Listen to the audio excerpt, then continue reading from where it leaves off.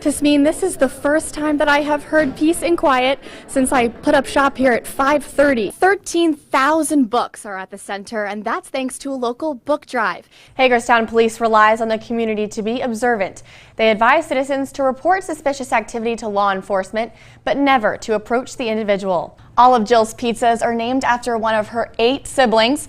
I gave the Montserrat a try, and I'm a little less skeptical of pineapple on pizza. Ross? That they can see objects from up in the sky to all the way down here.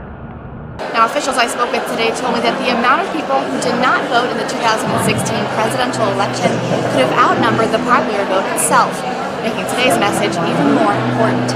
Reporting in Herndon, Rebecca Burnett, Nova News. A night of contention after a heated county-wide debate.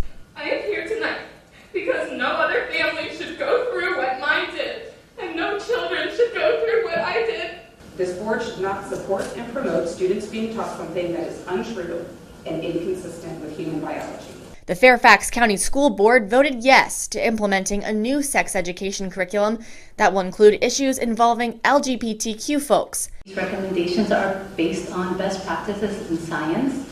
As a teacher, I have seen this in concerns for children all around. Because LGBTQ people are a real part of our community, trans people are a real part of this world, and the more people that welcome us, I think the better off everyone is. Now I feel like they've gone above and beyond the birds and the bees, and so now they actually need to have my permission to talk to my children about these kinds of sexual activities. The changes will now include information about pre-exposure prophylaxis, or PrEP, a medication that lowers the user's risk of contracting HIV by 90%.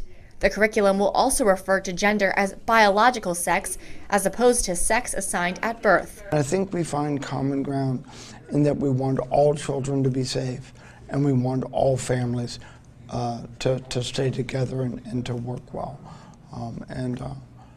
We may have different viewpoints on how to do that, but I think we can find common ground on that. Reporting in Falls Church, Rebecca Burnett, Nova News. On Thursday, Bel Air Elementary in Cumberland made a big donation. 161 stuffed animals for kids who are affected by opioid use. I got a call from the school and they said we have about 10 boxes for you. All in all, I think I have over 500 teddy bears so far. Jen Thomas is an advocate for opioid prevention. 2 weeks ago, she reached out to Sheriff Craig Robertson, who has responded to crimes involving opioids in the past. By having something to give to them, to show them that we are thinking about them and we care about them, I think is amazing. Sheriff Robertson estimates each officer will carry 3 to 5 stuffed animals in their vehicle. When they do go out to a call, a child is on the scene, they're scared. So this is going to hopefully give them some hope and comfort. Thomas and Robertson hope that this drive will be a teaching opportunity. This kind of shows them that they're trying to help kids that they understand are in need, and their family may be suffering from an addiction problem. So they get to see the good side too, that this is a wonderful thing of collecting these animals, these stuffed animals that are going to be given to kids that hopefully might make the situation a little less difficult for them. In Bel Air Elementary, WDVM News. This has been Rebecca Burnett reporting. Leesburg Executive Airport is working on its communication skills. Pilots are communicating on what's called a common traffic advisory frequency. In plain English, pilots are responsible for communicating between each aircraft without an air traffic control tower. Charlie 5-210, 2.5, set up for the left downwind 35 Leesburg.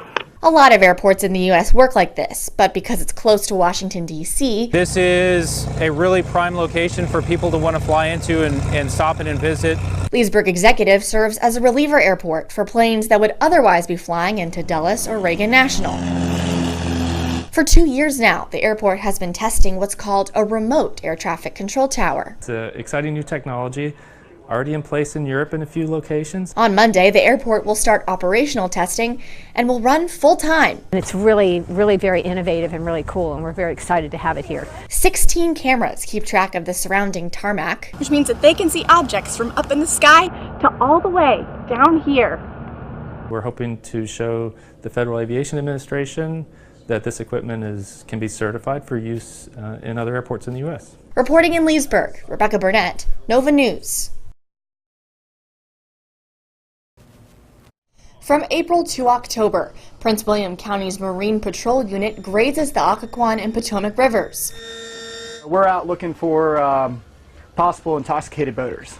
Sure, this task isn't an unfamiliar one to police officers, who aren't strangers to regular traffic stops. At any given moment, you'll have people fishing, you'll have people swimming, you'll have people towing a tube or a water skier, or just cruising down the river like they are back here. But how does their job become more challenging on the water? You have to come up with a different set of tests to run somebody through than you would, say, if they were operating a motor vehicle on dry land, which is stable.